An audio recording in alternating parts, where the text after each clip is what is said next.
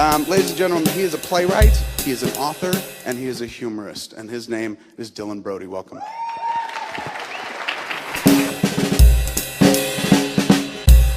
Got back from New York 3 days ago, had an exhausting flight. I flew Continental. They got that new promotional package, bring a spare part, fly free. I was so scared Perot might win. Was it just me, or when you put him next to his running mate, Jim Stockdale, did they look exactly like those two guys who used to heckle from the balcony on The Muppet Show?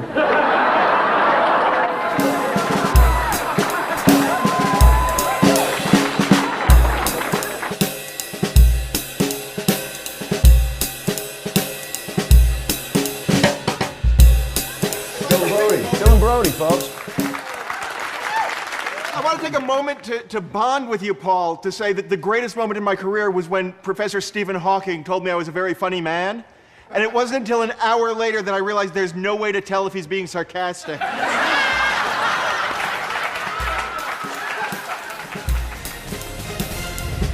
All right, everybody, we have a special guest this morning. He's a comedy writer. He used to write for The Tonight Show. He's also written for the late Robin Williams and Joan Rivers. How did you get into this? I mean, what was the inspiration of comedy for you? Well, I was a stand-up comic from the time I was 17. I got in at the Improv in New York when I was 17 and loved doing it. And there's nothing I enjoy more than, traveling somewhere and talking about myself. Okay.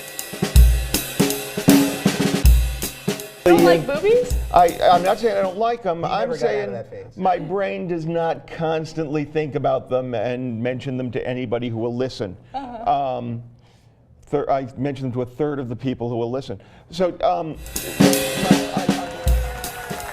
Please welcome writer and humorist Dylan Brody. It's so good to meet you. Thanks for coming. I will be playing the part of Dylan Brody. I'll play Margaret Larson interviewing you. Good. What is the difference between a humorist and, say, a comedian? Well, I quit smoking pot and bought cufflinks. Several years ago, my wife, whose name escapes me at the moment, was tired of explaining to my mother that we weren't having kids. And finally, I had to say, Mom, stop asking. We're not going to have kids because I don't like children. And she said, oh, you get that from me. Oh.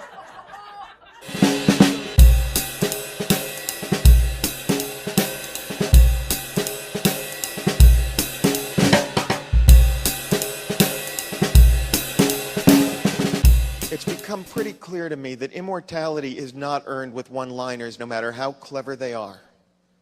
Immortality is earned with a generosity of spirit toward those around us. It's earned with a kind gesture. Immortality is earned with a cold nose on a sad night. Thank you.